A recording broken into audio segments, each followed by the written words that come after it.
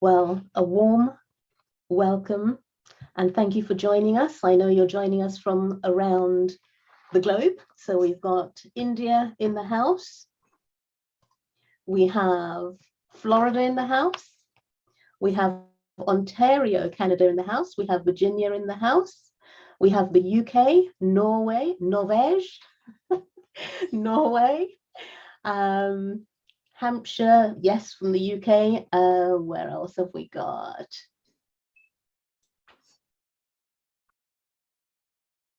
Okay, so let's get started. Let's get this party started, as it were. So, well, a warm welcome to you wherever you're joining us from. Good morning, good afternoon, good evening. So, for those who are not familiar with KaushalyaUK is a not-for-profit community organisation. I am Carol Edmondson, and I volunteer with Ritu Sharma, the founder and CEO of KaushalyaUK, which is a not-for-profit community organisation working tirelessly to empower and uplift women, but also inviting men to contribute.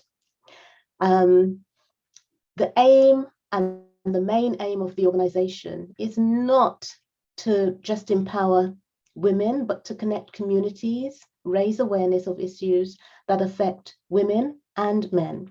The distinct objective of KaushalyaUK is to bring about fulfillment through personal and professional development, financial growth. And the projects include education, personal and professional growth, health and well-being, financial education and entrepreneurship, and social events. And there are workshops. If you would like to be involved in a workshop, we have a volunteer who coordinates those as well. So just let me know. Many social events. We have our Women Empowerment event coming up, International Women's Day coming up on the 4th of March. And that's going to be in person locally in Warsaw. And now I'd like to hand you over to our fabulous and very good friend of mine, dear Ritu Sharma, Women Empowerment Ambassador and CEO of and founder of KaushalyaUK. Thank you so much, Carol. I was on mute. I believe I'm not on mute now. Okay. Very warm welcome, everyone. Thank you for joining us tonight. I look forward to listening to all our speakers talk today. Men Are From Mars has grown from strength to strength in the last 2 years, and we've had some phenomenal global speakers from all over. Thanks to Carol. She works really hard to bring us all together. Quality people. And Men Are From Mars is simply a message to say that, yes, KaushalyaUK is working to empower women, but women empowerment is never going to be 100% achieved unless we involve men in it as well. Men are huge contributors to women empowerment. They need to understand what women stand for when they say something, what is it they're saying.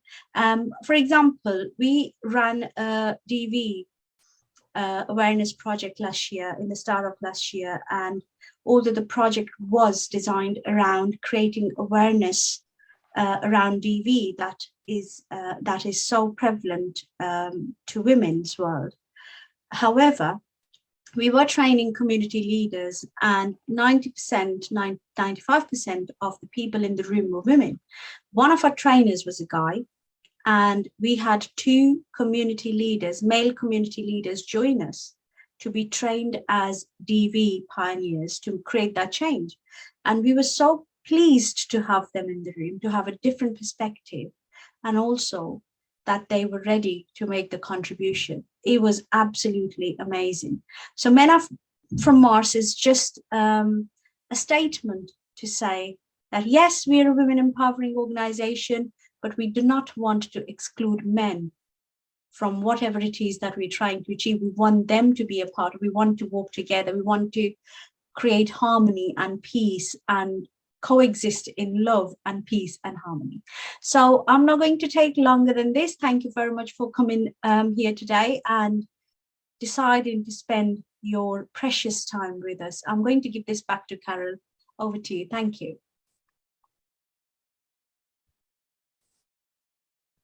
Bear with me one moment. I've just realized our first speaker, Thanh, is not even here. So I was just looking at it and I was thinking, okay, so we can do one of two things. Jen, as you are going to be speaker number 2, would you like to go first? Or Brian, would you like to go first? I'm happy to go first. Okay, I'm just sending Thanh a message. Where are you? Where are you? Oh my goodness. Right, okay, Jen, I will come to you then. Thank you so much. Do I have screen sharing available, please? Yes, you do. So let me introduce you. Meet Jennie Eriksen, co-founder of Event Raptor. Her husband Steve is the founder and creator.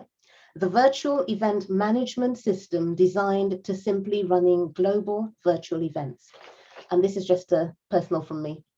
If you've never been on Event Raptor as a speaker or podcaster, you're missing out. Seriously, it's the best platform for speakers, podcasters, and hosts. So I thank you with all my heart. On the last event, I think there were 115 people who were on, which is amazing. So speakers out there, podcasters, get yourself on there. I will let you know when the next, well, actually, Jennie, you'll be putting your details in the chat anyway. I will. So let me crack on. Thank you so much. I want to be respectful of time, so I'm going to start my timer. Are you ready? Not yet. I haven't finished talking about you. Oh, have you not? Oh, okay. It was lovely so far. Jennie's on a mission. Jennie's on a mission to help clients reach a global audience with their message, knowledge and wisdom, and to help speakers find more opportunities to speak and also event hosts more speakers for their platforms. I can testify. Jennie has been a professional voiceover for over a decade and has had the privilege of working with clients in over 60+ countries virtually. As a networker for 2 decades, global connection, communication, and continued conversations are her passion. She has been happily married and continues to be married to Steve for nearly 30 years, with 2 amazing grown-up children and 2 rescue fur babies. Happiest enjoying food, traveling, and playing board games, ideally with the Eriksen clan. Hugely grateful for the simplest things. And by the way, folks, if you have not listened to Jennie's voiceover, oh my goodness, you've not lived. Seriously, you will be so surprised. It is the best voiceover I have ever heard. Oh, thank you. Takes you on a journey. So Jennie, without further ado and interruption from me, over to you. Thank you very much. Thank you. Let me just make sure I start my starter so I'm respectful of time. Here we go. So hello, yes, I'm Jennie Eriksen. I'm noisy, I'm ultra confident, I'm camera loving, non-stop talking, extrovert, and that's a load of old twaddle. So let's start again, shall we? Hello, I'm still Jennie Eriksen, and I'm a situational extrovert, which is also known as an introvert. And you might say when I'm on, but it may come as a surprise to you that the best place for me to hang out is actually in my studio, sitting in a very small, dark room, talking to myself. So bear with me a second and I will share my screen and show you. So there we go. Can you see that? Yeah, cool. So there we are. So that's me in my studio, the situational extrovert, aka the noisy introvert.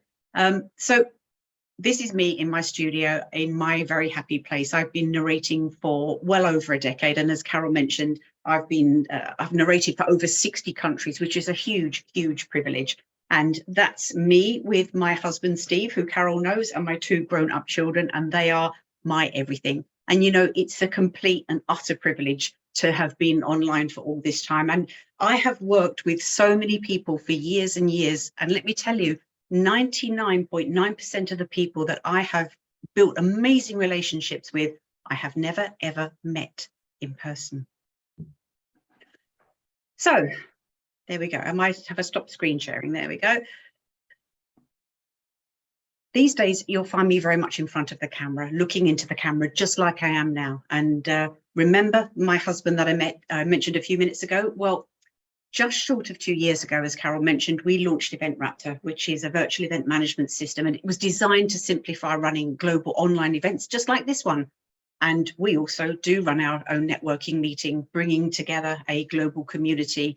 And it's absolutely wonderful and a huge, huge privilege to spend time with so many people all over the world. But there's always a but, isn't there? It hasn't always been this way, and I would love to be able to tell you more. Nearly 20 years ago, I had a little facial tic show up, which I thought meant that I was a little bit tired or maybe a little bit run down. And this little facial twitch turned into a big facial twitch, which turned into a neurological problem. And it's something that's called a hemifacial spasm. And what it did was cause me to have uncontrollable contractions on the right side of my face 24/7, even when I was sleeping. And the worst thing about it all, apart from the sheer exhaustion and the regular migraines that went with it, all the lovely things we do with our faces that we all take for granted triggered it happening. Eating, kissing, smiling, winking, laughing.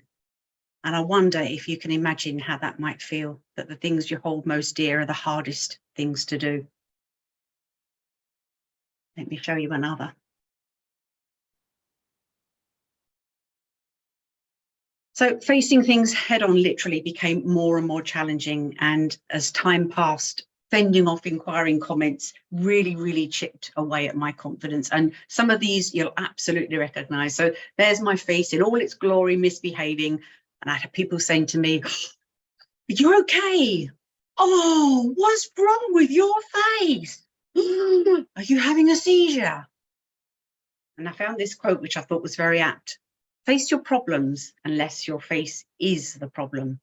And my face certainly was the problem. Believe it or not, I'm actually very happy in these photos. I'm out at lovely events. I'm with my favorite people. But when one half of your face is constantly twitching and juddering and shaking, it's exhausting trying to show expression on your face. And so I didn't. And you've probably heard the sayings too. Smile, it might never happen. Keep your chin up, cheer up, love. And I wonder actually how you might react when you're struggling to do something and some kindly person interjects, thinking they're being very well-meaning, but just making you feel more and more miserable. And let me tell you, if I had a pound or a dollar or whatever your currency is, for every time somebody said that to me, I'd be incredibly wealthy.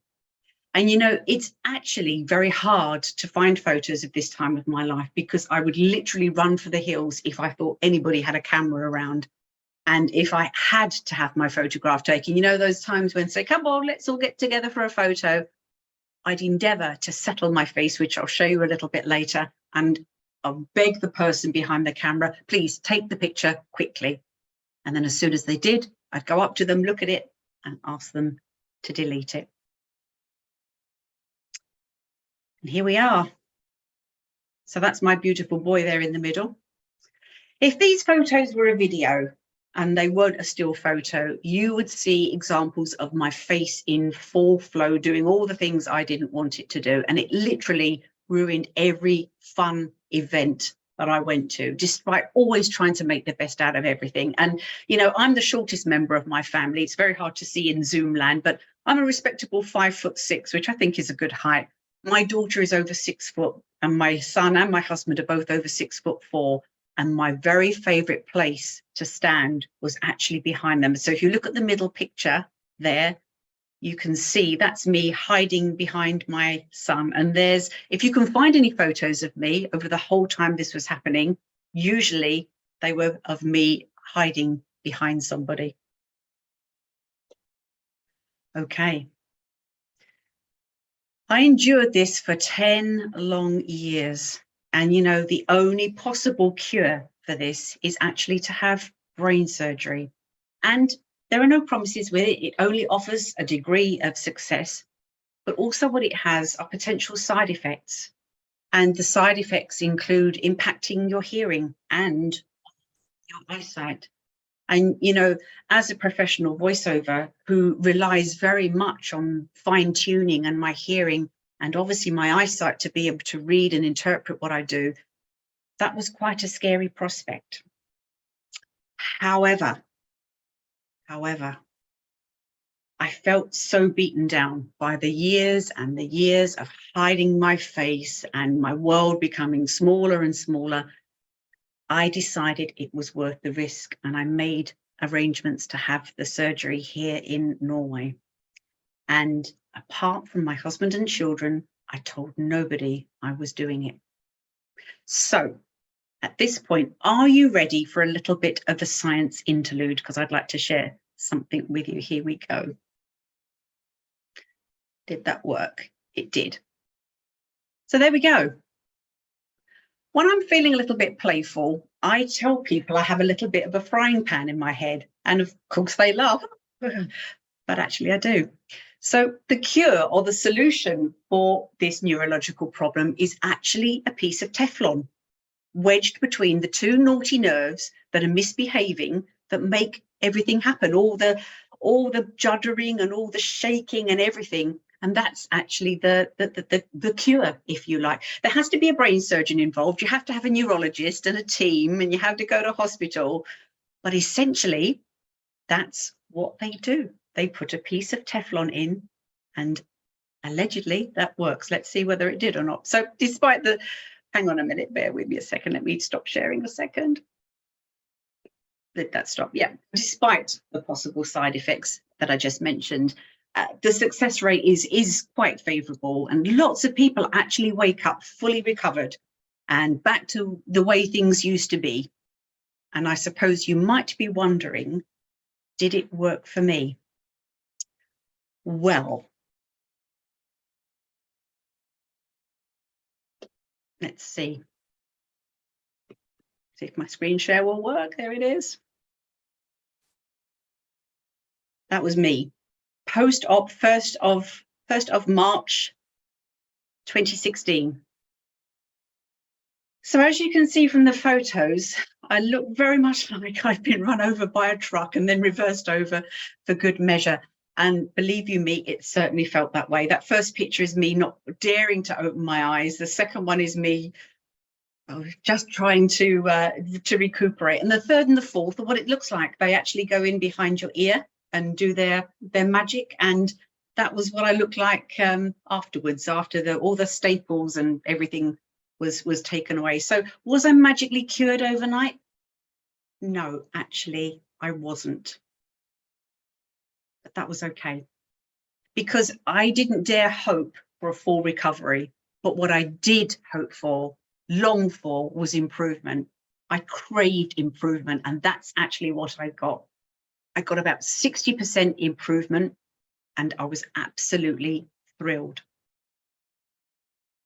So, the coffee shop.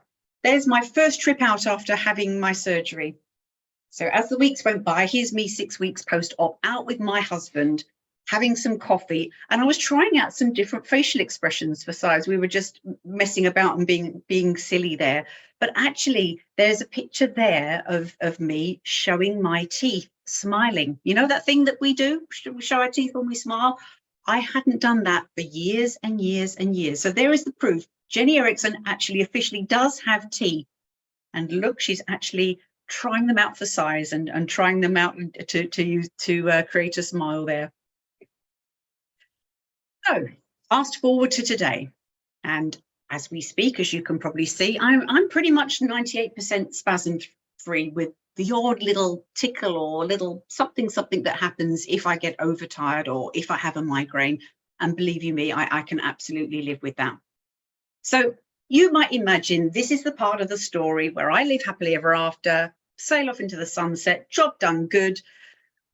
Not quite.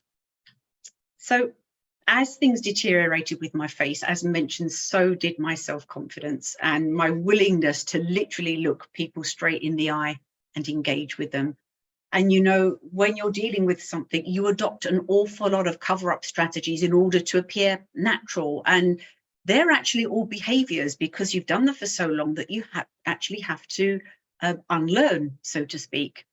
So, for example, I'll give you a little physical demonstration now. If somebody said to me, would you smile for a photograph? My finger, my index finger would push my eye up. My little finger would push my mouth down. My arm would rest there on my elbow. And that's how I would smile. Pushing up, pushing down, take the photo, there we go. So all that just for one, the thing we do, take a quick photo. It was never ever a quick photo for me, unfortunately. I always had to do some kind of arranging of some sort, splaying my fingers, pushing up, pushing down.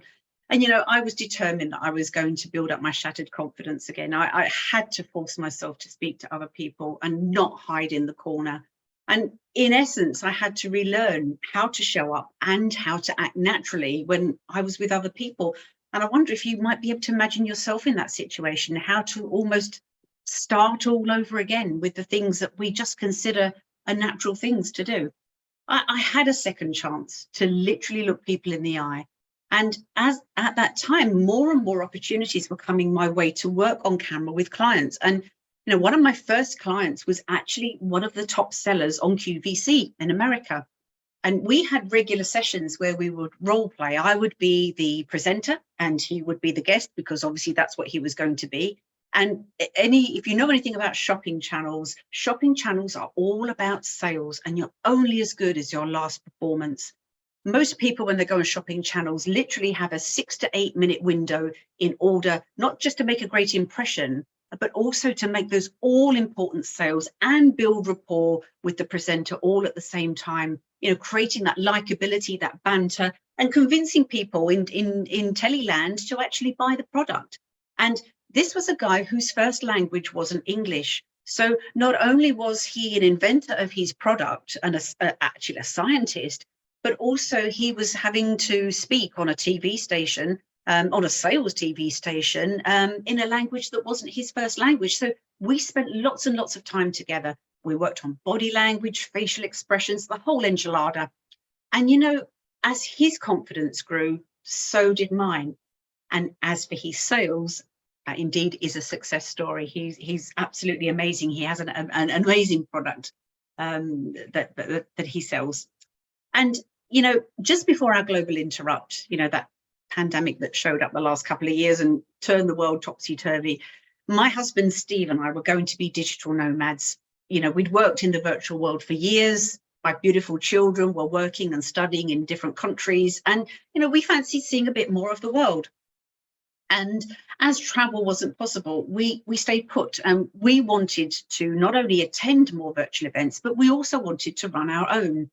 And we soon realized that so many people had no idea how to navigate the virtual world that we'd been a part of for so long. So whether that be how to show up to a networking meeting, how to navigate Zoom, how to engage with global attendees, or even how to put on an event and deal with all the moving parts, which, as we were speaking earlier, is akin to herding kittens. It's speakers, it's landing pages, it's email reminders, all the work that Carol's been doing, getting everybody together.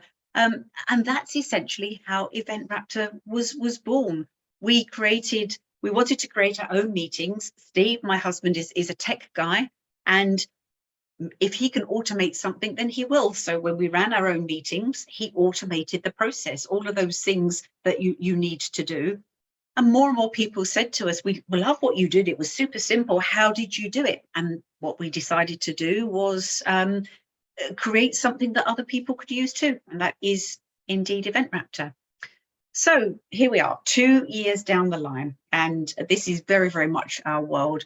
We enable people to run successful global events and also to make more connections and collaborations and have those all important, as mentioned, continued conversation. I think that literally is my mantra. So what we're doing right here, right now, is an absolute privilege. In the virtual world, we press a button and we can connect with people all over the globe, and that's absolutely cool. And that the 6 degrees of separation now are less than 2. This is an amazing opportunity for us to connect with people worldwide. So as I wrap up, I'd just love to invite you into our community. If you are a speaker, I will put some details in the speaker in the chat. for our speaker directory. It's free to create a profile. We also have our Speaker Connections event that you can come to, and we love it when Carol comes and joins us too. Again, it's a lovely place. If you're a speaker or if you're a host of anything, it's a great place for you to meet people. Finally, I would love to share my final slide with you. Bear with me a second. Here we go. Let's line it up. Guess what I can do now? This is what I can do now. As a lady of 58, I open my mouth an awful lot and do crazy things, and you can take a picture of me, and 99% of them you can actually probably keep. And this is something I can do, and it's something I will never, ever, ever take for granted. Thank you so much, Carol, for inviting me to speak. Thank you, everybody, for listening. And if you have any questions somewhere along the line, I would always be delighted to answer them. Thank you very much. It's absolutely awesome. And we will open up the floor once all 4 speakers have spoken for Q&A. But amazing, Jen, amazing. Thank you. You're welcome. Right. Ooh. Okay, Thanh is here with us now. So unfortunately, Thanh thought it was 7 p.m. his time. I got to get my Canada. time zones correct. My apologies, but welcome everybody. And that was an amazing story. I'm honored to have heard that because I didn't know that amazing story. And Jennie's just phenomenal. If you're on their call on Tuesdays, I highly recommend you get on the Event Raptor call because there's just so much value in the people that are there, and they run such a great program. And Jennie, my heart is just full from that story. The story of resilience, the story of inspiration. That was very powerful. Hard act to follow, as they say, Carol. Hey, okay, I am just going to intro you, Thanh. So who is Thanh Campbell? Thanh was born in Vietnam and came over to Canada as part of the last flight out of Saigon in 1975 with 56 other orphan children. Their story was captured numerous times in the media. He has been invited to be a guest on such programs as CBC Radio, TVO, Canada AM, 100 Huntley Street, with a chance to share his life story to the nation. The 57 orphans story has been covered by many newspapers, including the Toronto Star, Hamilton Spectator, Ottawa Citizen, Vancouver Sun, Saigon newspaper, and included in the French consulate newsletter. Thanh has written his memoir titled Orphan 32, and most recently has illustrated children's book Lost and Found, Orphan 32 Goes Home. Today, we will hear his amazing story of the value of family, life, and the power of love. I lovingly hand over to you, Thanh. Thank you, Carol. Thank you so much. What a privilege to be here and amongst amazing, keynote speakers. I'm honored to be here. Again, as mentioned, my name is Thanh Campbell. I hail from just outside of Toronto, Ontario. And it's winter here. That is for sure. We're getting down to like minus 29, I think, here. So it's nice and warm inside, and it's definitely warm here online with you and with this amazing audience. I'm seeing the accolades for Jen's story, and absolutely keep them coming. Keep encouraging her, because that truly was an amazing story. So as mentioned, I was born in the country of Vietnam in 1973. Don't do the math, please. And so I was brought to Canada in 1975 as part of the last flight out. They were doing something called Operation Baby Lift, and they were trying to get these children that were part of the war to a better life. And so I was taken and I was put on a plane to Canada, which was the last one. And I was adopted here in Canada to a wonderful family, the Campbell family. That's how I have my wonderful, good Scottish last name. And I don't have the accent, but I love when I went to Scotland and seeing the culture and visiting our castle called Inverary Castle, signing the Campbell clan registry, so I'm in the books as an official Campbell, and had a wonderful life. A wonderful family that raised me. You grow up as an adoptee, knowing that you're different, but a family that is incorporating you and loving you as their own. And so, went through life and sharing my story. I knew parts of it from a letter that was written to my sister. And so I would retell my story. I was kind of like what I call in school the show and tell king, and would share about this crazy story of coming over in a Hercules C-130 plane on the floor in a cardboard box. And as that plane was taking off, we were actually being shot at. We were taking on anti-aircraft artillery, but nothing penetrated the actual plane, so we did not lose altitude. And as the plane climbed higher and higher in a corkscrew pattern, we eventually made it high enough to avoid the ground fire, and we headed into Hong Kong.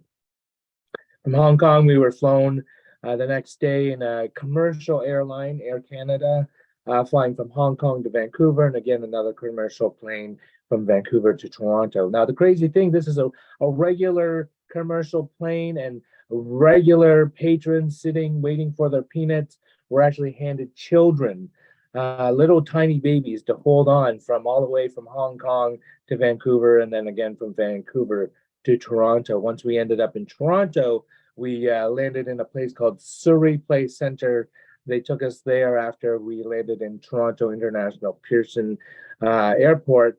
And that's where the families in Canada who were, waiting with bated breath to adopt their children came to meet us, and I went home with the Campbell family. Now, there's even a story to that we landed on the 13th, and my family did not get a call till the 17th. So there's a potential that somewhere in between those dates that I had been pre-adopted to one family that fell through, and by divine ordination, I believe I was brought into the Campbell family. So I've shared this story, from kindergarten through university, and I was in a place called Sarnia, Ontario, and someone came up to me afterwards, and they said, "Wonton, fantastic presentation." I help people share I say my name, Wonton Campbell Soup. And so they came up to me, and you can write in the comments, "Great job, Wonton," later on if you want to. And they said, "We have an interesting fact, though. We actually think we know someone who was on the plane with you back in 1975. And I'm like, highly unlikely, but they're probably from the same country. I'd like to learn more about them. And they gave me a card, and indeed, 30 years later, I met someone who was on the plane. His name is Trent Kilner. We connected. Truly a miracle in my life to meet Trent, kind of like a brother meeting brother. Found out our stories were very similar. And indeed, he was on the same plane back in 1975. So then we started doing interviews and media interviews, and that's how this picture right here, it was actually on the cover of the Toronto Star. And in 2 weeks after doing some media interviews, we found 24 out of the 5760 children. It just happened so quickly. We'd gone 30 years not knowing anyone, and then 2 weeks later, we have this bigger family that we never thought we'd ever imagine to meet. And so that was the pinnacle. That was the top. How can you go beyond that? But that story actually made it around the world, actually made it to the French consulate newsletter, eventually made it to the city of Saigon, now known as Ho Chi Minh City.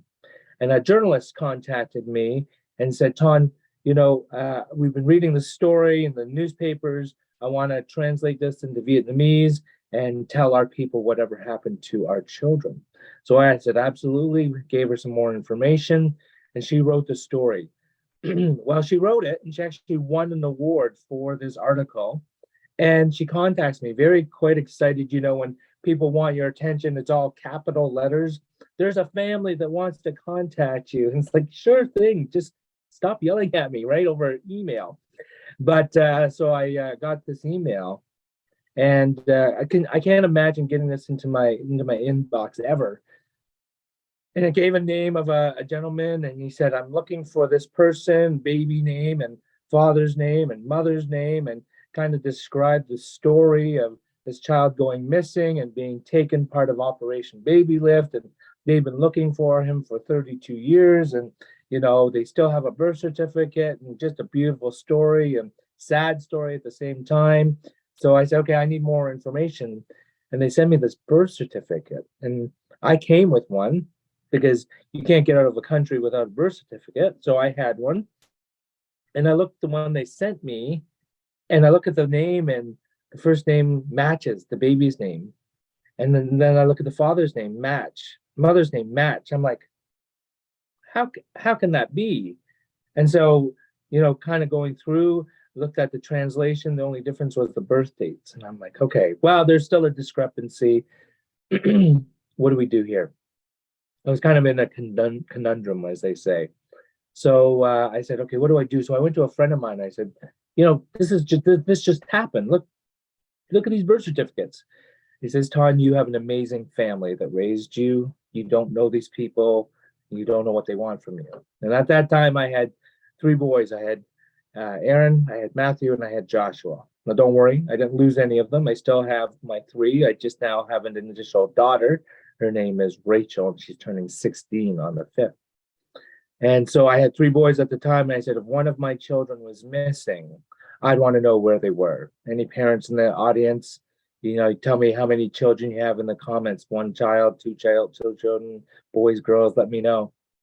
But as a parent, you would go to the ends of the earth to try and find your children. So I said, if I was in the same predicament as them, I'd want to know if this was my child or not. And so I said, what do I do? And he says, well, Thanh, there's only one way you can prove anything, is if you do a DNA or a paternity test. Like a paternity test, like Montel Williams, or in Canada, we have this show called Maury. And I'm like, I'm not going on one of those shows. And he says, no, there are labs that do tests for shows like that. I said, if you find the lab, I'll do the test. Sure enough, a couple of weeks later, calls me up, says, Thanh, found the lab. They will do the test. They'll come to your house in Hamilton, and we will see what happens. So I said, sure thing, invite them over. They do the cheek swab. They get the little epithelials. I know the name now. A little cells from inside. And then we sent a kit over to Vietnam. And that was in December of 2006. January of 2007, I get this piece of paper in the mail. You can see it in my book. I don't understand the science. There's a lot of numbers. At the bottom, there's a statement at the very bottom, highlighted in red, and it says probability of paternity equals, now get this, 99.999%. 99.999%. Type that in the chat for me so that I know that you heard that number correctly. 99.999%. So I get a phone call, and the gentleman says, I bet you want to know what that 99.999% means. And I see it all coming up. He says, Thanh, you could fit in a room 100,000 men. Only one of those men could have the same genetic makeup or markers than you. You have found, get ready with this, your father. You have found your father. So I wasn't looking for him. He says, well, he found you. What do I do with that information? Right? 32 years goes by, and here I'm finding a biological father I didn't even know existed. So we do a very long distance phone call, and we call him up to a translator. A translator says, Mr. Wing, thank you so much for taking our call. Thank you for doing the test. We've got some great news, and I want you to know the great news is that you have found your son. And he is sitting on the couch beside me, and he wants to say hello. I'm speechless, and that's hard to do, to make me speechless.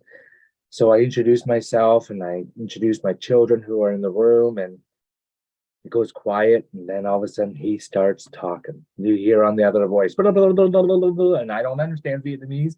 My translator says to the gentleman, stop, I interrupt all this. And so he has to interpret what he was saying. And so he turns to me. He says, Thanh, your father wants you to know three things. He says, first of all, he wants to know you were never given up. You were never abandoned. You know, that's the heart and the mindset of an orphan for so long. Why with me? Why was I adopted? Why was I abandoned? He says, you were never abandoned. You were never given up for adoption. It was a big mistake you even left this country. Second of all, we love you very much. And third of all, we never gave up hope. We found you one day. We never gave up hope. We'd find you one day. It was powerful, powerful. Just hit me like a ton of bricks when he said that. He said, my wife was very sick in 1986 and 1987 in January. She was very sick and we had her home and she pulled me close and she looked into my eyes and she pulled me close and says, never give up. Never give up looking for our baby. Keep looking for our time. Never give up. And then she died in his arms. And those were her last words to her husband. And he's looking down and he's holding her with tears streaming down his face, saying, I will never give up. I will never give up looking for our son. But the years went by and hope started to wane. And then he was reading this newspaper and he says, you know, it was a beautiful story, but I didn't think of anything about it until about 3 o'clock in the morning. A voice woke me up and said, this is your Thanh. Imagine that, being woken up and saying, this is your Thanh. He remembered the article. They couldn't, know what to do with that. And they contacted the journalist. She says, type his name into Google. He's everywhere. So they type my name in, they get the contact information, and it was just beautiful reunion. And so it took a couple of years, and we were able to raise enough funds, and we were able to actually go back with my children and my dad, Mr. Campbell, and we got actually to meet my birth family for the first time, and it was absolutely beautiful. Now you can go to YouTube and you can look up Thanh meets his father, and you can actually see the moment that I actually got to meet my birth father for the first time.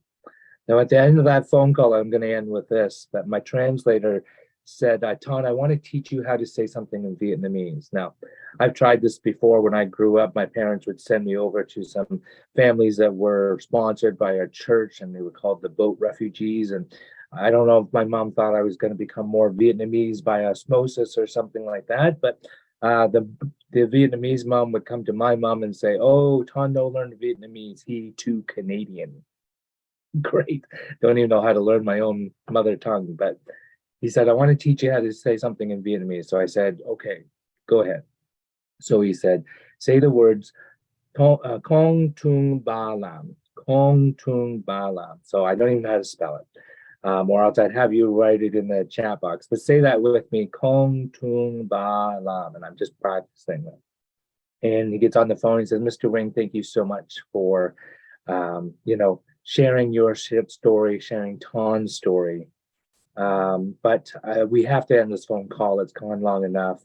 But I've taught Thanh how to say something in Vietnamese before we go. And here he is to say it. Now, I don't know what I'm saying. I don't know what those words mean, but I say the words into the phone, Kong Tung Ba Lam. And it goes silent.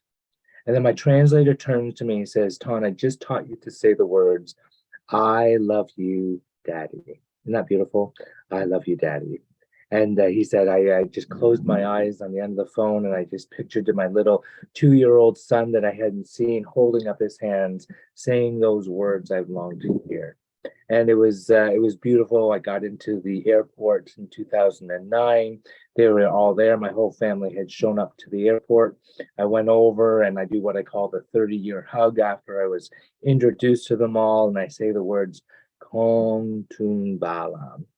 My father's like, nice try. I know what you're trying to say. It's like a record scratch, but he knew what I was trying to express. And so we got to spend 10 days with my father and meeting my brothers. And I was saddened that I would never, ever get to meet my mom. But I know that she lives in my heart and she's watching over us right now. My mom had passed away in 2000, Mrs. Campbell. But I had an opportunity to see my two dads meet in the airport in Saigon, which was just phenomenal. So we spent 10 days and we got to go to the beach with them and really connect.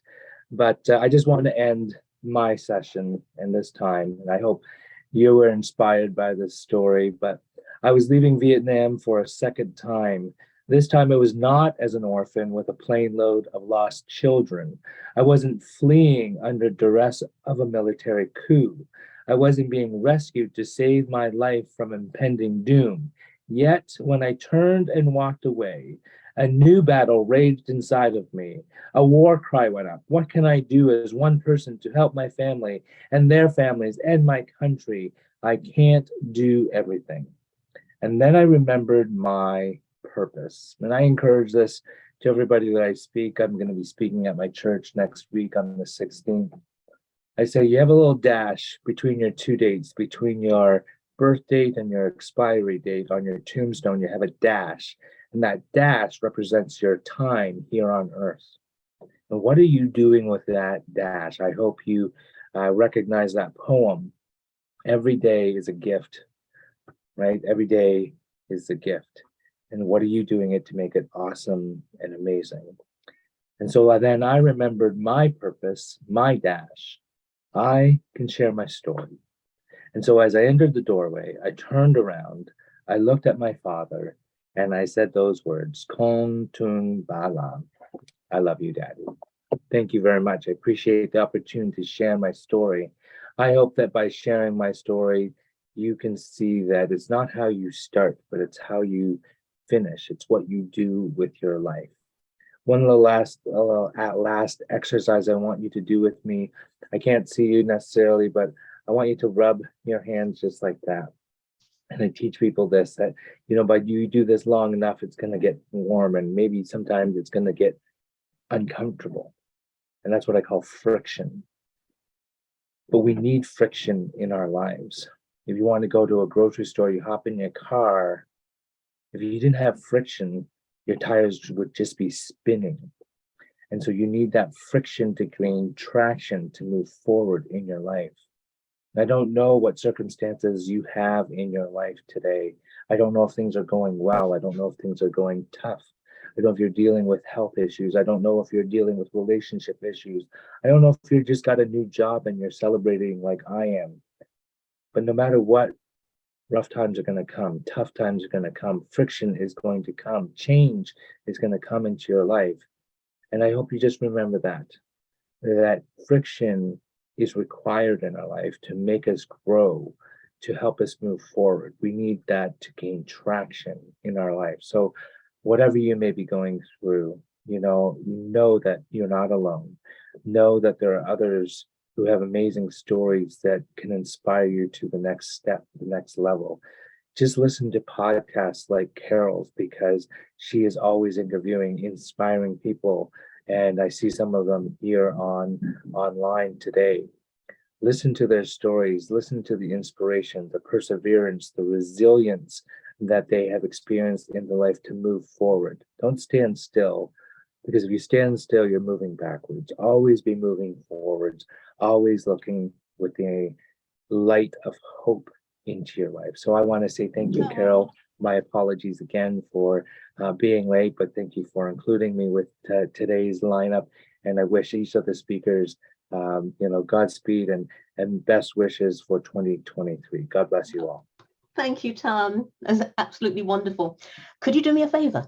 Absolutely. I went on YouTube, but I couldn't find it. So Okay. Thanh meets his father. If I you will could send the link. Put the link in the chat when you've got it. Absolutely. Thank Thank you. If you don't mind me chiming in, I comments. typed in his whole name, Thanh Campbell meets his father, and that came. And you got it. Too. Perfect. Right. I will still put the link in for sure. Excellent. Thank you. Thank you. Thank you. How wonderful. Heartwarming. And we have Alison here with us as well, Thanh. Fantastic. If anybody is interested in reading the full story, it's called Orphan 32. You can look it up, orphan32.com. I'll put that into the links as well. So God bless you all. Have a wonderful 2023. And I can't wait to hear the other stories today. Awesome. And with that, I am going to move right on to Wendy C Caverly. Now, it's a celebratory moment for those who joined late. So a bit about Wendy first. Wendy Caverly provides a new strategic view of intentional connecting for business success. She speaks on why connection is important for long-term value and short-term benefit, along with the skills used to enhance the sales and marketing processes, often delivering her unique view with humor and encouragement. Knowing both introvert and extrovert can adopt this view and make it their own, clearly defining the 4 common goals needed to succeed. 1, establishing, maintaining connections. 2, spotting new opportunities. 3, attracting collaboration partners and mentors. And 4, building measurable action plans to stay on track while managing frustrations. A high view of these goals is referred to as the landscapes. So with 20 plus years of entrepreneurial and networking experience, including political campaigns, direct sales, small business operator, account manager, and meeting facilitator, it's not what you know, but who you know, and Wendy provides the how to find, connect, and build relationships with the who. Wendy is also, wait for it, a baby animal doula. What is one of those, Wendy? But before Wendy starts, I have to say, I started to say this is a celebration because today, 2nd of February 2023, marks Wendy's 2nd anniversary in her coaching business. So I raise a glass to you, Wendy, and let's, if you've got a glass, raise your glass and say cheers. Congratulations. Cheers. Cheers, Wendy.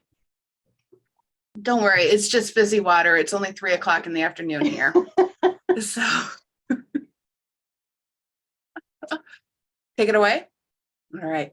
So baby animal doula. I have a great sense of humor. Life has given me a tremendous sense of humor. And thank you so much for being here. And thank you for listening. My name is Wendy C Caverly. And the reason I add that middle initial is I am the only Wendy C Caverly in the world.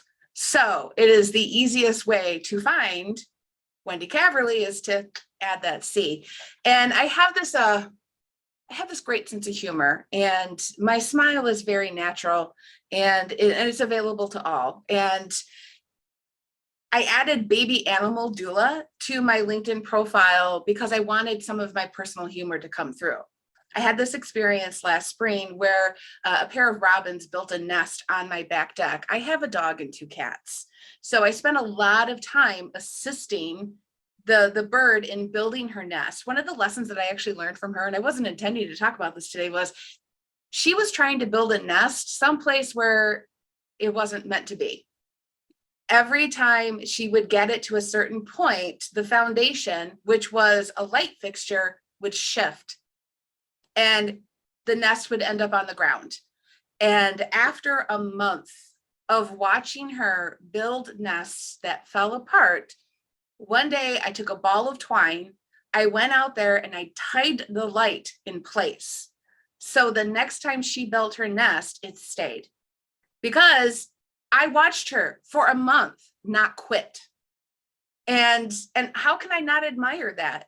I mean, that's what all of us need to learn how to do to survive and thrive in this world, is not let the frustrations, not let the failures make us give up, especially when what we know we are doing is a great thing. And so I got to watch these 3 robins' eggs hatch and grow, me in a selfie stick taking pictures all the time. And I had this, I even built a little like playpen to keep the dog and the cats out, thinking that when the birds started trying to fly, they would end up beneath the nest.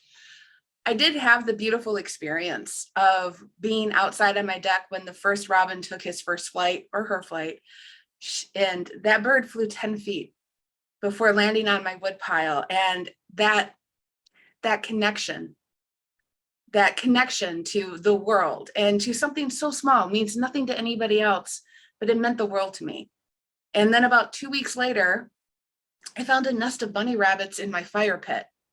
So thank the good Lord, I did not manage to get the fire to start the day before.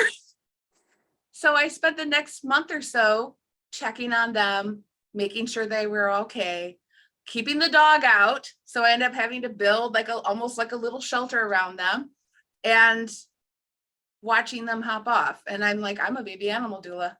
My job is to not be the parent, but to help the parent deliver them safely into this world. So I added that to my profile as my own little personal nod to my humor. But I do think it is actually very much part of my character. I get true joy from helping others find the success they are seeking.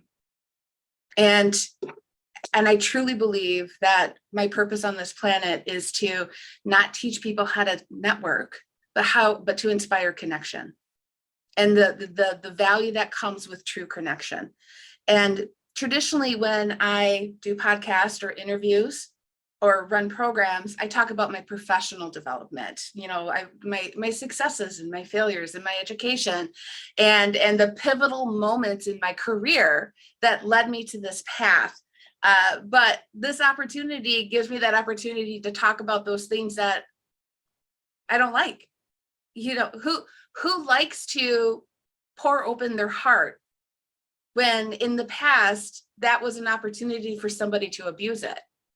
Who wants to be that person that says, I screwed up horribly, and open yourself up to somebody saying, yeah, you did, because you suck. So, but these are moments that create us, and we never realize it until we are much older.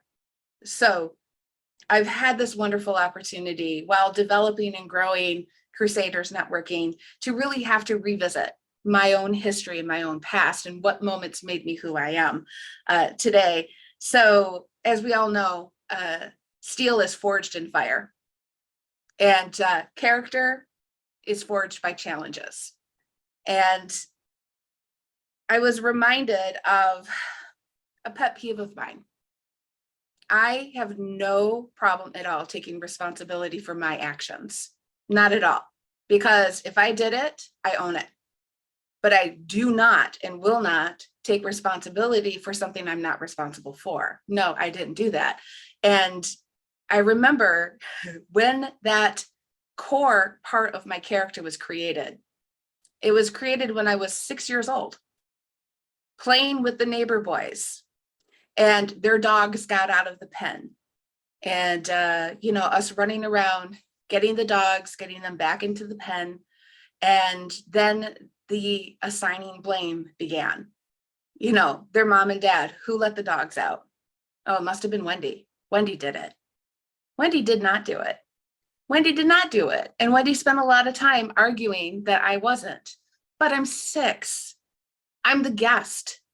They're their parents. I finally said, yes, I did it, just to make it stop. And why did you do it? Because I wanted to pet the dogs. So they showed me this hole in the fence where I'm supposed to reach my hand through to pet the dogs so I don't have to let them out next time. And I clearly remember this moment. And I promise you, this hair color, completely natural. That's how long ago it was. I earned it. I remember thinking, I will never, ever again take responsibility for something I did not do. This key moment of my personality and my character was formed when I was 6. And it was just the first. That's the thing. You don't realize some of these things until you're older. Something that was no big deal to them turned out to be a very big deal to me. I was a big kid. I'm not a small woman now. That's okay. But when you're a kid and you're different, it makes it easy for the bullying. And it comes in many, many forms. And this really is not intended to be the woe is me fest. We all have trauma. The reason I want to share this is to share that we all have trauma, and trauma can shape us. And if we make it the thing that shapes us for the better, that just makes us stronger, right? It makes your heart bigger. And in the 5th grade, Valentine's Day, Everybody in the classroom gets Valentine's cards. And I can remember wanting the cards with the stickers on them. We're talking the 1980s with the stickers on it. But I couldn't get one sticker card for every kid in my classroom. That was too expensive. So I had a handful of sticker ones for, you know, the boys I liked, my friends. And then I had regular cards for the rest of them. And one day during lunch period, they actually were stolen from my desk. And I don't even know why this recently occurred to me, but those cards were stolen. And what turned out now to be another pivotal moment I realize is, what did I do about it? Well, I cried. I did. Somebody stole my cards. That was a big deal for me. But what I ended up doing, because we couldn't afford to buy more cards, was I made my own. So I made everybody a handmade Valentine's card from Wendy Caverly. And the day of the party, somebody returned my cards to me. I don't know why that bothered me, but I literally remember crying while the teacher yelled at the classroom. But the lesson that I realize now in hindsight is, even at that age, the age of 10, 11 years old, I was going to accomplish my goal, even if I had to do it on my own. I made my own cards. You get into middle school, that age where hormones are raging. Some people are getting tall, acne on their face, braces on their teeth. Some people aren't growing at all. And you realize, again, it's hindsight. We had a kerosene heater in our living room. When I was a child, I thought that was awesome. We had a portable fireplace. As an adult, I realized it's because we couldn't afford to turn on the furnace. My mom went back to work full time, and it wasn't because she felt the call of her profession. It was because the family needed the money. So I was one of those kids that I had 2 pairs of pants, and that was it. And I alternated them every other day. But kids are mean, and it's part of life. They noticed. They pointed it out. They made me feel bad that I was missing something, that I was lacking something. And it was about that middle school age point where I started to realize the best way, the best weapon I had to defend myself against the bullying, the teasing, the people pointing out that I don't have as much as they do, was to make the conversation about them. As an adult, I now realize I actually began my career as a professional connector in middle school. One of my greatest passions, one of my greatest joys as an adult, as a professional, is I have the coolest job in the world. I get to find out what makes other people amazing, and then I get to share them with others. A skill that I first perfected as a shield to protect myself. I love your necklace. What are you doing this weekend? Did you get to see that movie yet? Talk about them. And it makes it really, really hard for a bully to feel warm and fuzzy about themselves. I just complimented them. I made them feel awesome. Look at them. And then turn around and be mean to me. Oh my gosh, talk about kicking a puppy. So what began as a defense mechanism actually became a core definition of my character and part of the value that I can now bring to the world. In high school, and then in college, I had a very specific goal in mind. I mentioned in my profile that I worked a political campaign. I fell in love with history. What I did not realize at the time is history and politics are very different animals. So I had this dream of being one of those people who worked in Washington, D.C. I wanted to be that person that was in the middle of it all. So I went to college with a degree in political science. And the last 2 years I was there, I worked a political campaign. Not just a state campaign, just something local here in Michigan. It wasn't a national campaign or anything like that, but it was probably to this day the very worst experience I've ever had in my life. It was absolutely destructive to my ego, to my self-respect. By the time that campaign was over, I graduated college with the degree that I had no intention of ever using, and I did not have a job waiting for me. And I was 100% convinced that I was completely unemployable. Not a single person would hire me. But that made me start working for myself.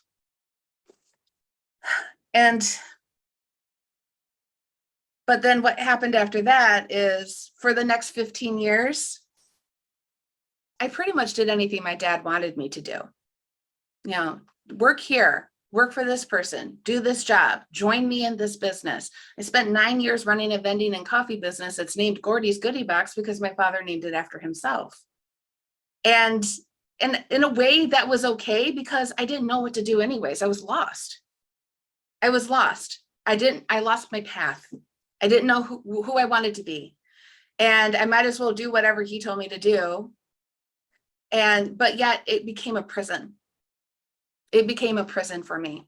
And one of the greatest things I ever did was I started making my own choices and telling him no, which is hard to do, especially when you realize that the reason why your father is telling you these things is not because he wants to hurt you or control you, it's because he loves you. He wants you safe. He wants you stable. He wants you secure. And for that generation especially, that's a classic job. That classic job that no longer exists. No one is starting at 18, retiring at 65 with a pension from the same job. So that was a really hard but pivotal moment for me when I started saying, I'm going to do this and I need your support.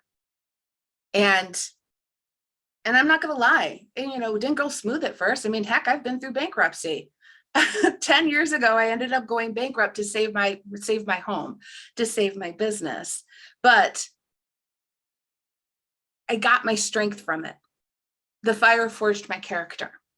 And my father is my greatest fan. Matter of fact, he's a client. I mean, can I get a better hallelujah than I made the right choices for myself in my own life? Is my father is a paying customer now. And then as for all of us, 2020 happened. I love how Jen called it the global interrupt. That's exactly what it did. And 2020 was a fire, and some people fell to it, others rose from it. I am very proud that those setbacks, those traumas, those crises that made me who I am, made me really appreciate what I can do and fight for others. So in 2020, I actually really stepped up. I really rose to try to keep my people focused on this is now, what's next. And through the course of that, I discovered what I do: inspire connection, encourage people to connect with intent, build a network so that when that crisis does happen, it's an inconvenience, is not default, but it is a skill. I mean, I learned it. I learned it through a lifetime of strife. But now I can help other people learn it with intention. So Crusaders Networking was birthed out of 2020. And its very first program was 2 years ago today. And when I was done with that program, the first person I called was my mom. My mom is my #1 fan, and she is my #1 supporting fan, not because she says, Wendy, you can do it.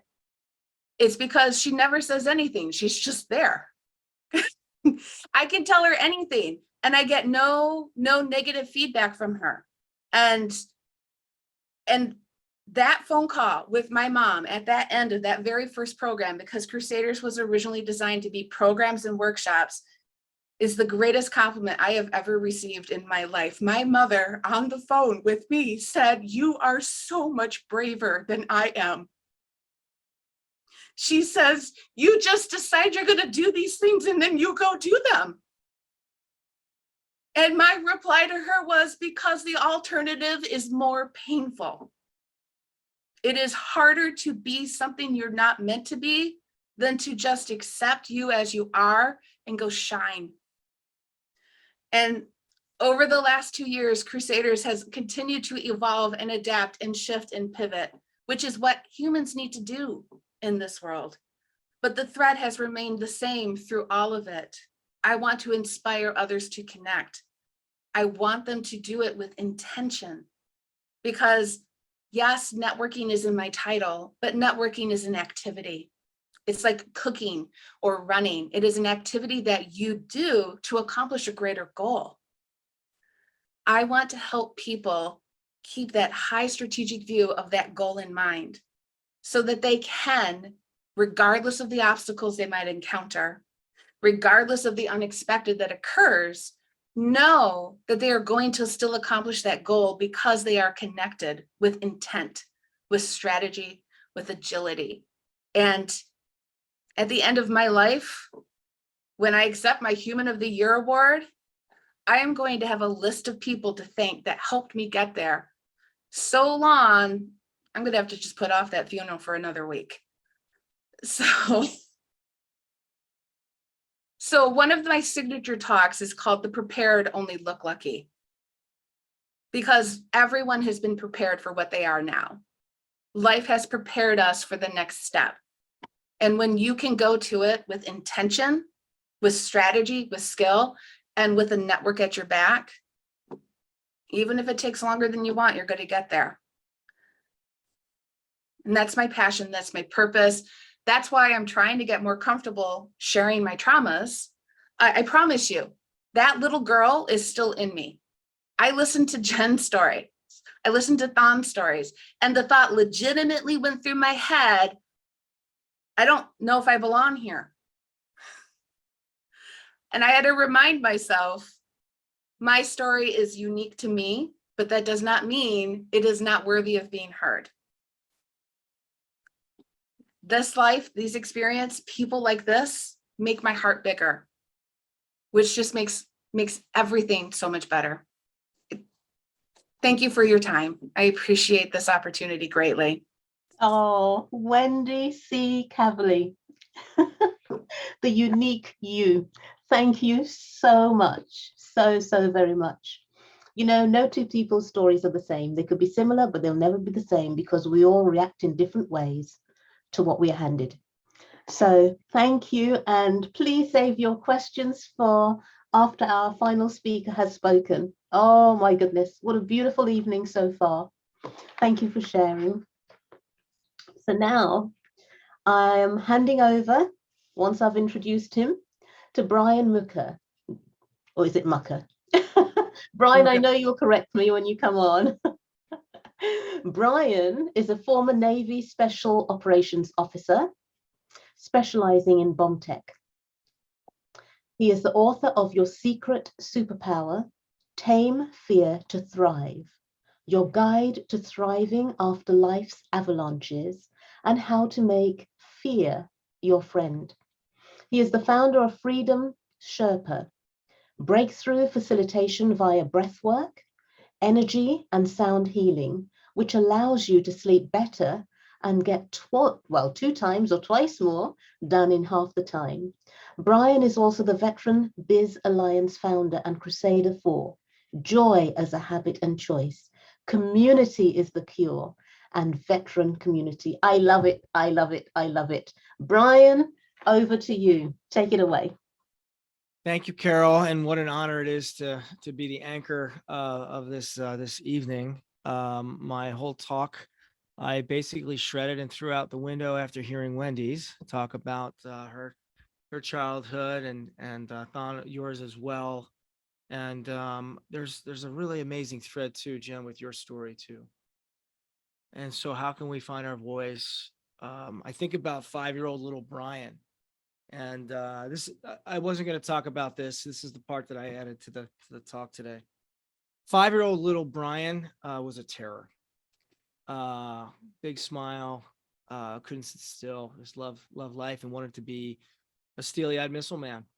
And in the space program, that's the highest compliment you could ever give anyone among the stars. That idea of God's speed. We never traveled that fast before. Instead of traveling 5 seconds per mile, it was 5 miles in a second.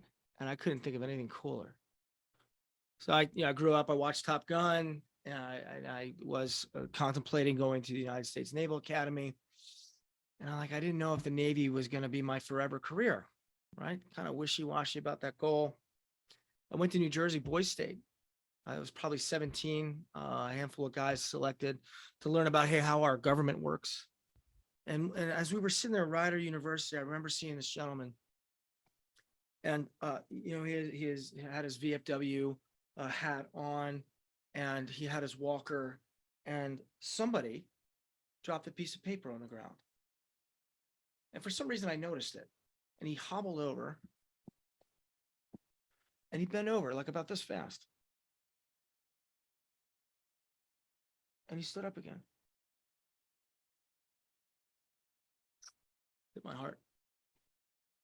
It hit my heart. Guy served his country, buried his buddies. I didn't know what that was like yet. Came back. That wasn't enough. So how can we train the next generation of men to be leaders?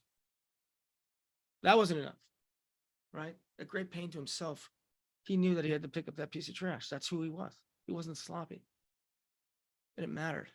I'm like, all right, well, any doubts about me joining the military are over. And the reason I did it was to serve the watch when that guy couldn't. Send me. Let me do my bit. Little did I know what I was signing up for, but I just knew it was yes, right? So Navy ROTC, Drexel University, studied engineering, was being recruited for the Navy's nuclear power program. That was really cool too, to be recruited.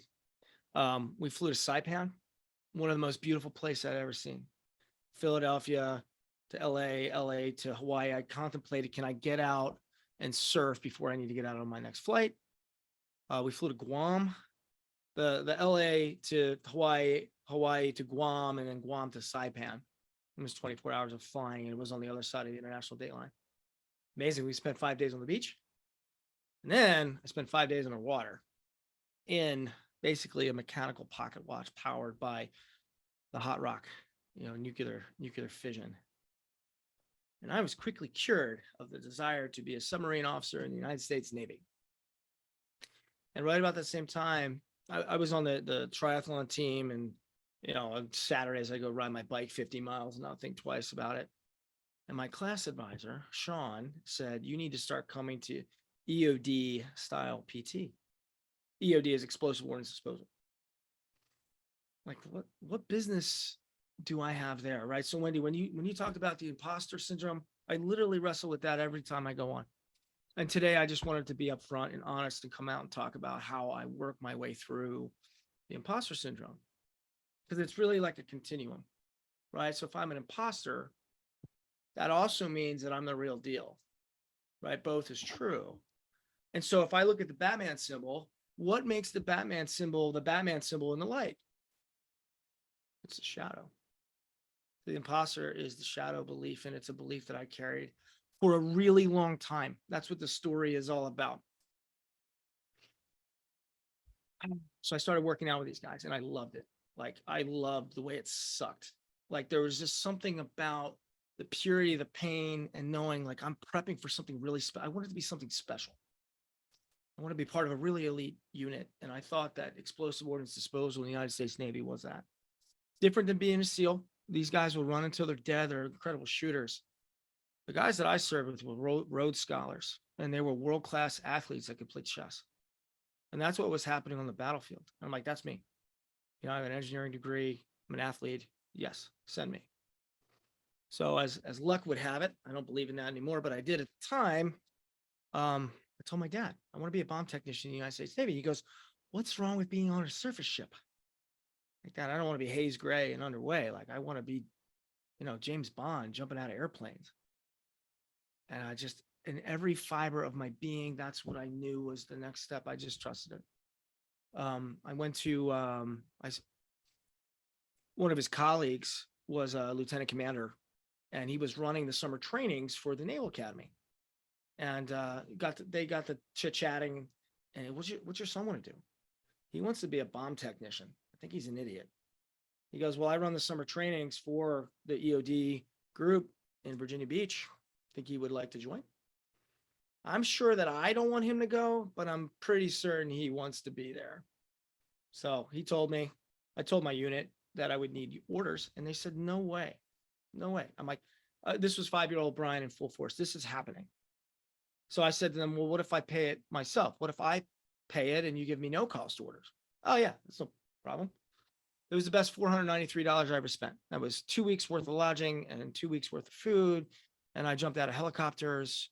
We got to blow up flare pods from my favorite airplane, the F-14 Tomcat. And I remember being in the lean and rest, right? So think of it like the top part of the push-up. The rest is very confusing. I'm still trying to figure out why that word is there, but I've spent days of my life in this position.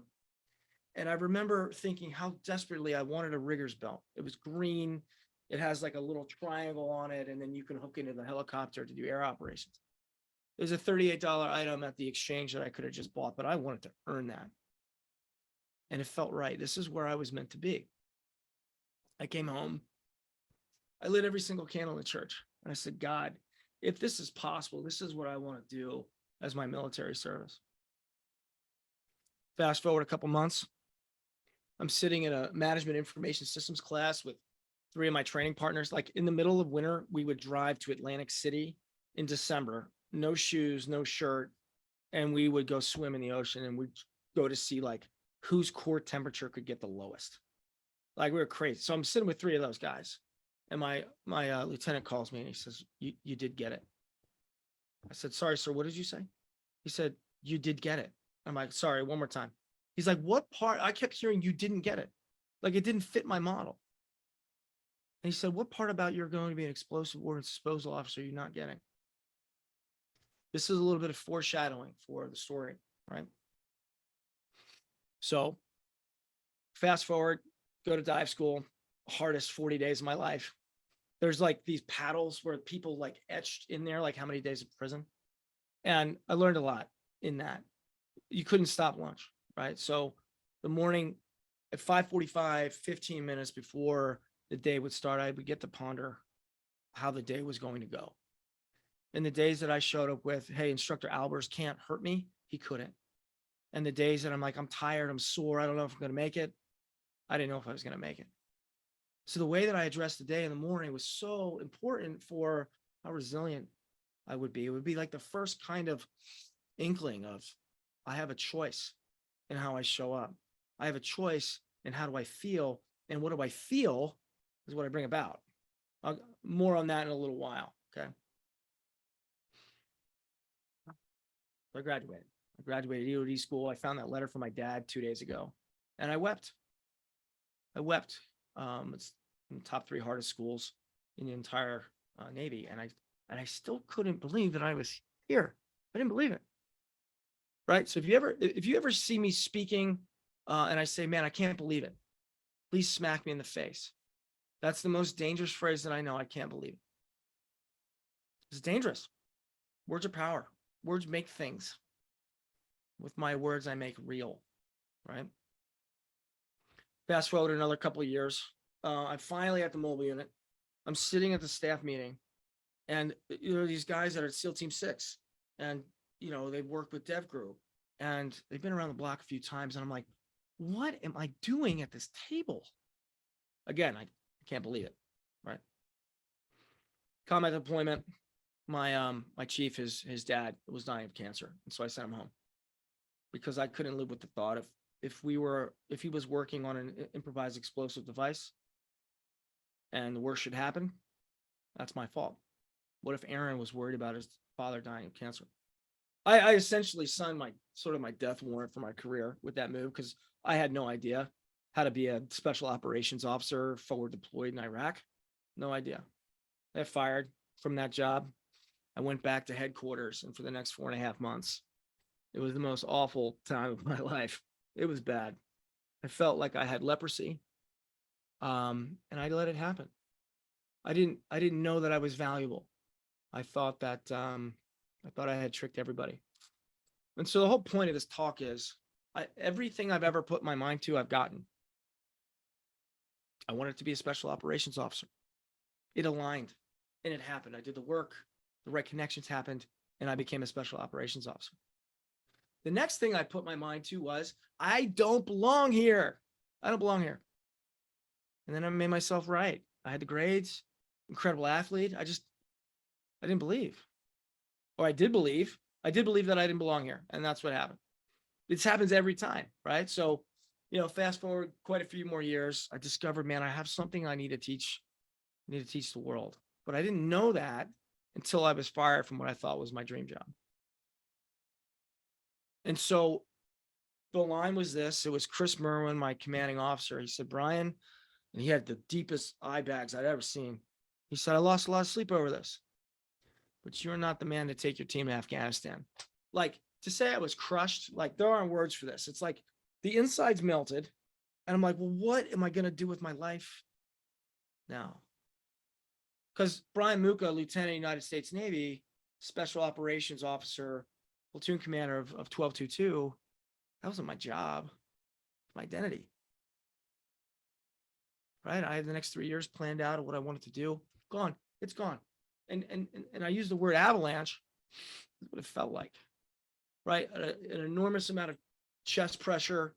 Avalanches are really dark. I didn't know what was next. And man, I felt alone. And there's a Rumi quote that I love, 13th century mystic poet. Do not look away from the bandage place. We're just here at the light first entered. I got to look at my scar, my not enoughness, and how it showed up. I started doing work with this woman, Talia Gershon. She would become my adopted Jewish auntie. And I filled up 3 red moleskin journals. There's a lot of ink in there. There might be as many tears as ink on those pages. It was my rescue device. I got to write myself back together. And in the moment, I couldn't see it because it hurt too much. And these tears are a remembering of what it felt like to fill those pages. But like Wendy, like I'm seeing this really resonate for you. I can see it. And when we go through these life's avalanches, it doesn't make sense in the moment. All we know is just like really hard. And I learned something really dangerous in that. What if that every single setback I created it, I made it for my greatest good, for the greatest good. Because in 10 years from now, I'm going to need to be this man who survived that, right? It's the heartache. It's the, I'm really scared to do this. I'm really uncomfortable. That's the price for becoming the man of my dreams. And the other secret is the harder it is, the scarier it is, the more it matters. Because it feels hard. Good. Good. Right? If we're moving through resistance, we're actively moving towards who we are meant to be, our dharma. And I don't use that word lightly. Like what we're here on earth to do that gives us the most joy and affects the most people, dharma. And I kept thinking like, eventually the fear is going to go away. I'll take dumb things that I've said for 300, please, Alex. The fear doesn't go away, but I can get bigger. And instead of fear and not enoughness being the commander, I could let it be my butler. And now we're back to the continuum. What am I afraid of? I'm not afraid of dying. Did that already, you know? So what is it really? What am I scared of? And generally speaking, it comes down, we're scared of our power. We're scared to speak. We're scared to share. Why? I believe that in past lives I was a heretic and I was stoned for some of my ideas. Like these are dangerous thoughts. Yeah. So that's what I wanted to share with you guys today. Don't look away from the bandaged places. The trauma becomes the triumph. But the work is to find the magic and the treasure in the trauma. And it takes work. It takes polishing. It takes feeling uncomfortable. You know, this is the part that I wasn't going to talk about, but thank you, Wendy, for talking about your parents and also you, Thumb. when I was in the heart of the other thing I was really good about was worrying my way to running out of money. Anybody do that? Anybody like worry and run out of money? Yeah. It's like when I was a military free fall guy, the folks that crashed into things, they stared at it the whole time, and that's exactly what they hit. Try this experiment. Like if you doubt that, like ride along on a curb, right? A narrow curb, and look where you want to go. You probably can stay on the curb. And then when you ride on the curb and you look at the ditch, what happens next? We go where we look. And this is critical, right? So Robert Grant, CEO of Bausch and Lomb, he's my geometry teacher. Philomath is what he teaches. And if you want to know the secrets of the universe, they're hidden in plain sight. All you must do is draw your own geometry. And the flower of life is literally in everything. And he said to Gandhi, if you want to change the world, change yourself. That's good. We can do a lot better. If we want to change the world, we got to love ourselves. And I didn't for a really long time. I didn't think I was worthy of it. I failed, right? I wasted everybody's time and energy. And it's like, where was the disconnect? The disconnect of like on paper, like well qualified, accomplished. And where are the results?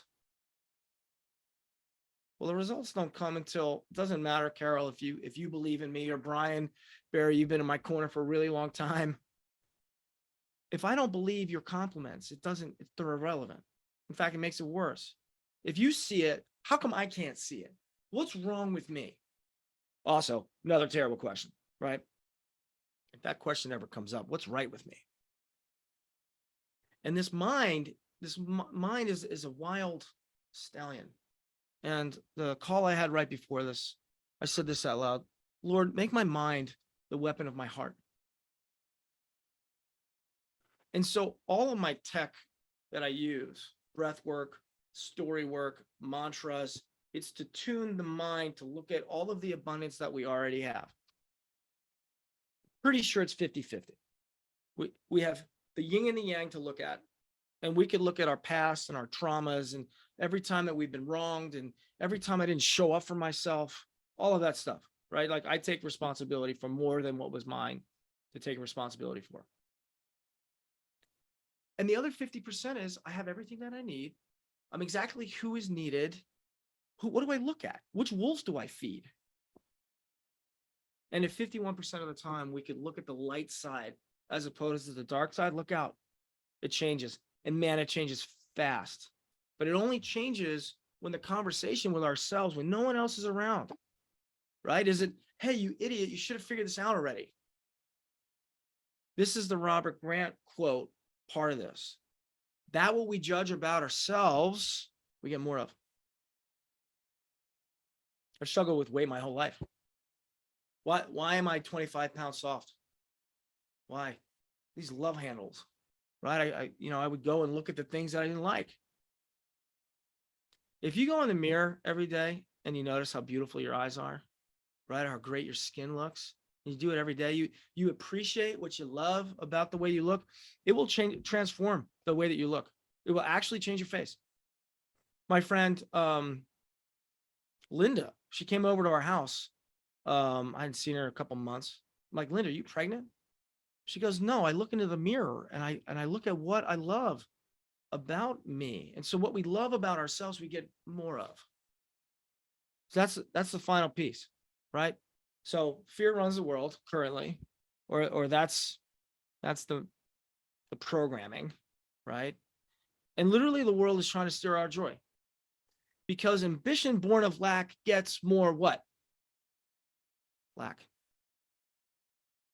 Ambition born of abundance gets more what? And then it comes down to this. What do you want more of? Even if there's $2 in the checking account, right? Like, man, I'm so grateful for those $2. Maybe they'll make some babies. But the real wealth is way more than money. It's like, when you look in the mirror, do you like what you see? And if the answer is no, there's no amount of money that will fill that chasm. And the other trick is, if you switch it, when I look in the mirror and I notice what I love, money comes along for a ride. So in closing, careful what you think about. Be really careful what you speak about, because you get to choose how you feel. And you get to choose what you value. And if you value yourself and can reprogram the mind, every time a negative thought comes up, if you can say 10 things that you're grateful for, your life will transform. It will be like magic, but it's not. It's quantum mechanics.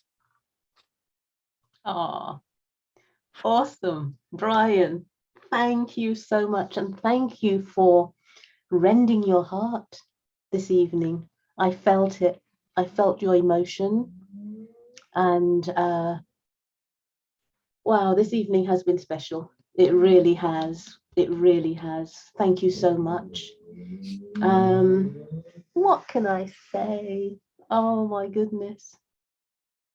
Well, I am going to open the floor up for questions and answers, because this is an opportunity to really get insight, more insight. Maybe you've had a question that you've been thinking about what one of the speakers or all of the speakers have said, but it wasn't the appropriate time to voice it.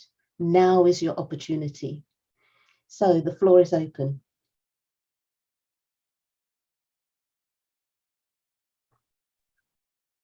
Jen, if you don't mind, I missed your diagnosis when you were talking about what was going on in your face. I sent you a private message, but was that trigeminal neuralgia? Was that what you had?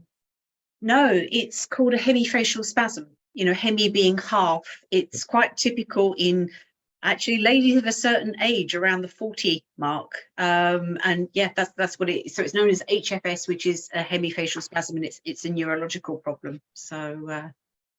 I'm glad you got some relief. Yeah, thank you so much.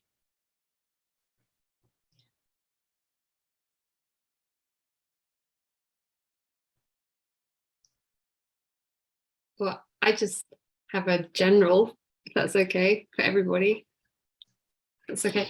Yeah, it's just really struck me listening to everyone's stories. I don't know, just that human theme. And I know what, this is what this is all about, isn't it? This platform to sort of share stories, and we all have these different ways in which we go through life and have these very ups and downs, but what we learn from them as we go. So just really powerful. And like each one, at the end of each one, I was just like, I just wanted to say that. Thank you for sharing the story. Yeah, really moving. So thank you. Awesome, awesome, awesome, awesome. And Brian, yeah, we are perfectly imperfect and we need to love our imperfections, because there'll never be another one like us.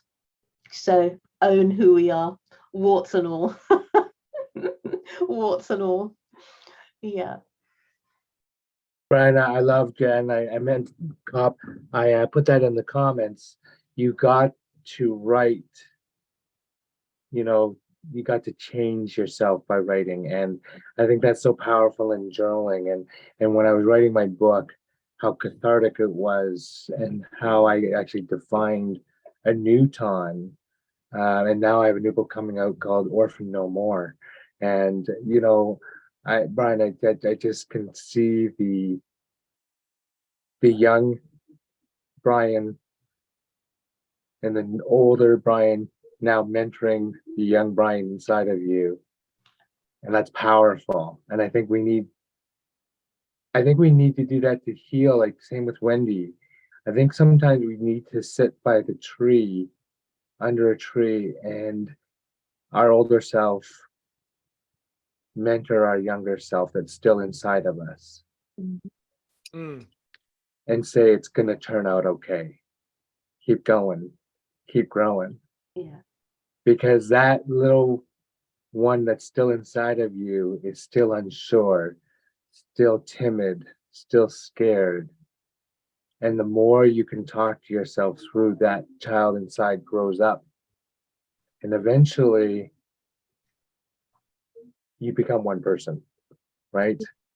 And I saw that even now it's right there for you, Brian. It's right there for you, Wendy. That emotion is right there when you're talking about your past, and you're talking about who you were and who you are and who you've become. And so I hope you guys get on stages. You know, I know Jen's got her own stage, which is fantastic, and she gets to, but I've never heard your story, Jen. Powerful today. Powerful to hear your story. But you get I'll on let you into a stages. secret. Actually, it's actually a story. I've shared it once. I've only ever shared it once, and shared it once on a podcast. Okay. Yeah, there's a lot to actually process, because actually going through, as we all do, we've all sort of gone back in time to tell our stories.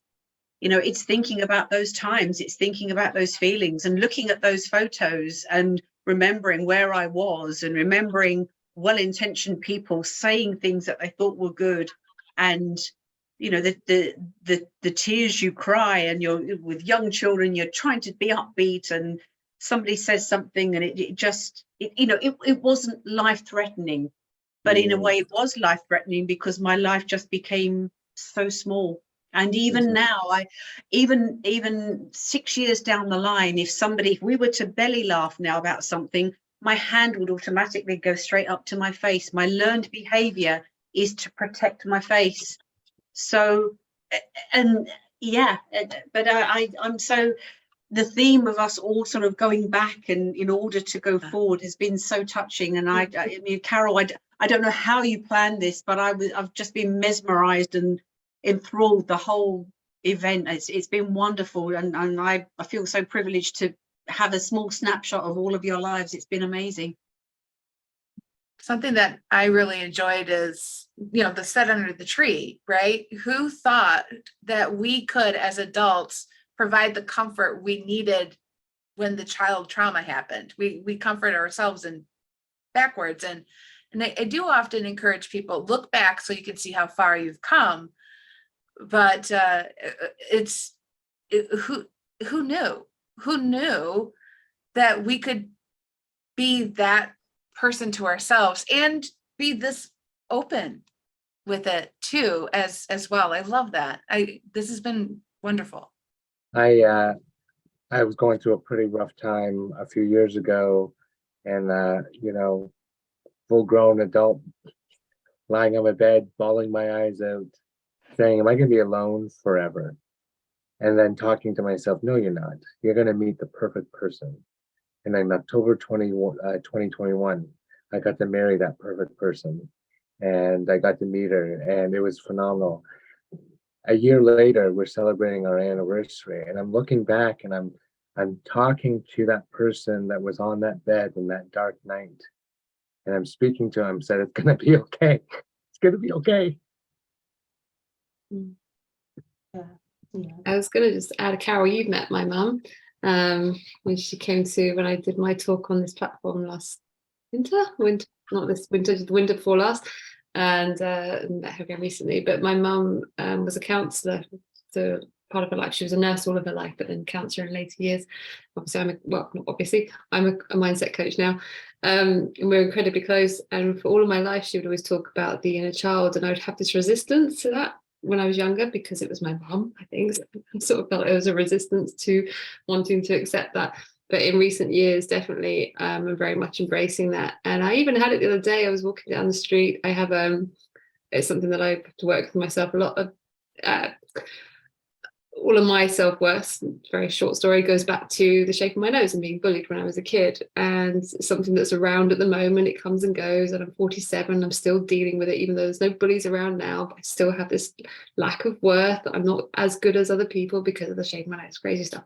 And I was walking down the street the other day, and I started to have a conversation because I suddenly was aware of this little child, this version of me that was sat in a corner in a dark room, and was on a street corner having a conversation with her.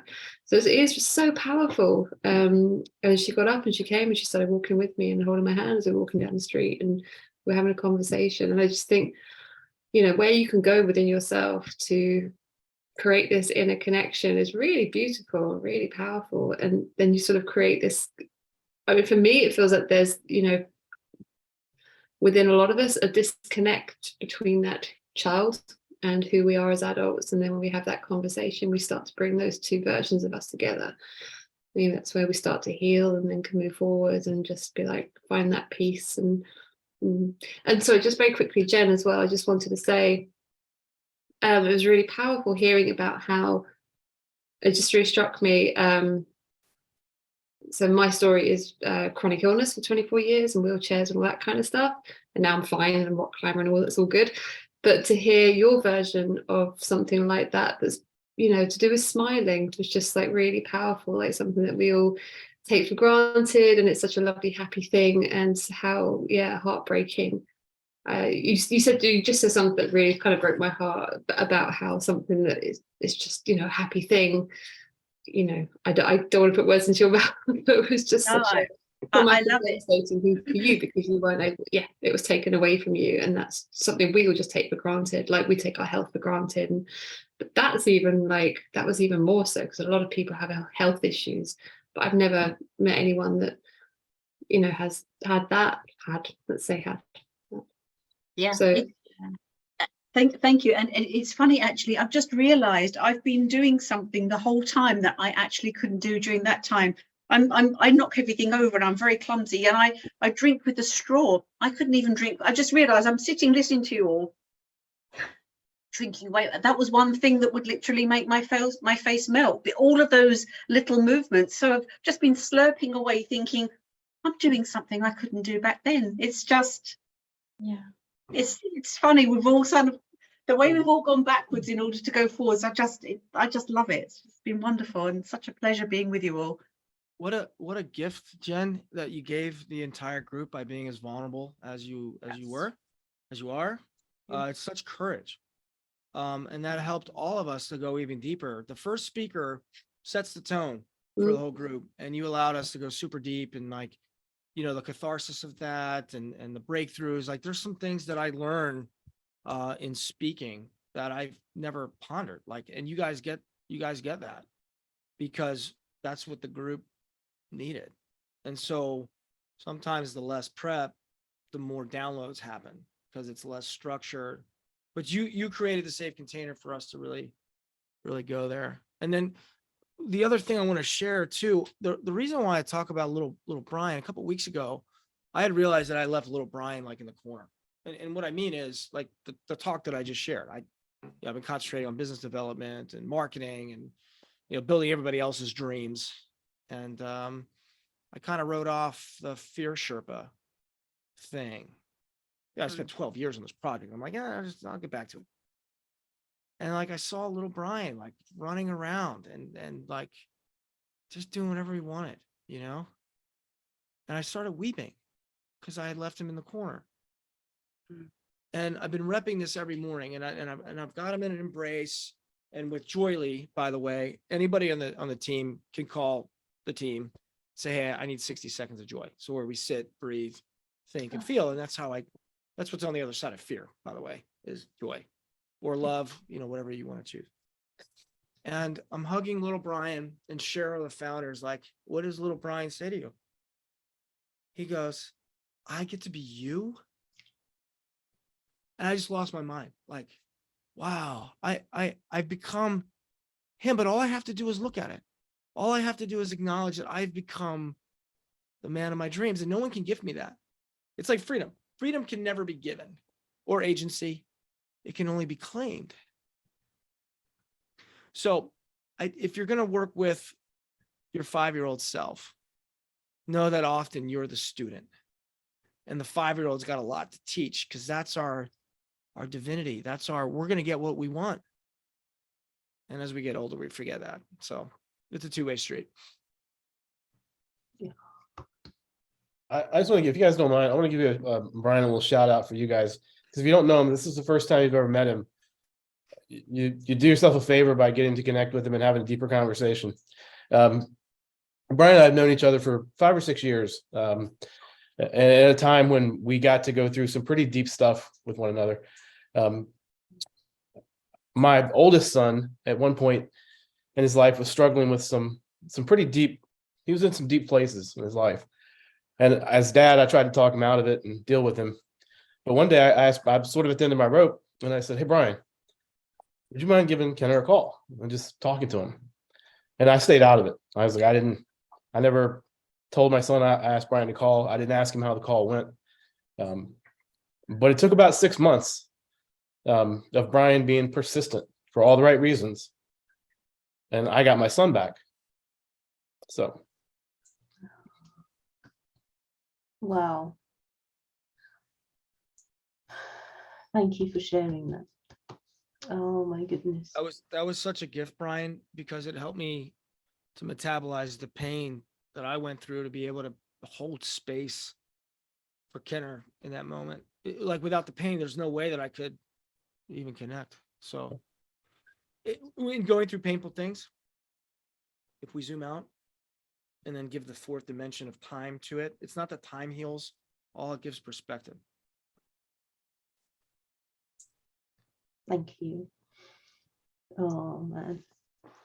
Okay. Well, I mean, go quick little for it, Wendy. testimonial, I guess, because, Brian mentioned it. I'm here today because I'm part of the Vet Raptor with Jen, and I met Jen through LinkedIn, and we had a conversation, and she shared her beautiful voiceover. Now I listen for her whenever I hear a British lady talking on a video. And because of that, I met Carol. So all of us are extremely connected. We have these spider webs of people that we are unaware of. And yet when you take the time to be intentional and explore it, I love when people say, how did you find that opportunity? And my response is always, it came to me, or I know someone, or it got mentioned. It was never, I ordered it, I paid for it, or I hired a company to do it. So I just wanted to say thank you to Carol and thank you to Jen. Because of them, I'm here today. So let's do the shout outs. Yeah. And more shout out for Jen, because we are booked up with speakers for the mixed event for August. We're taking bookings for August. And for the women empowerment event, we're taking bookings for 15th of June. We've got one space left for one female. So that shows you the power of speaker connections. It is an amazing platform to connect, literally to connect. And I keep saying, Ritu, you've got to go on there because she is an amazing speaker as well. And you, Alison, you have got an amazing story. So yeah. I didn't put the details in the chat, did I? Bear with me a second. Yes, please all put, I know Tom, you've put your details in. Brian, have you put yours? Wendy?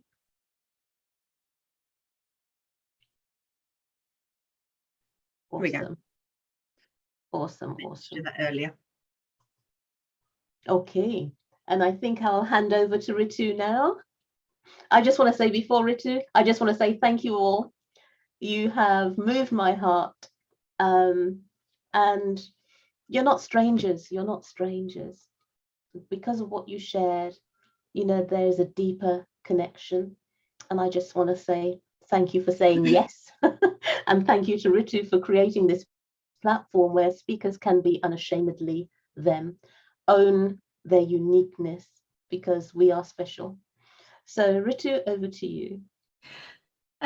There's nothing more to say, Carol. I'm just feeling very, very deeply emotional right now.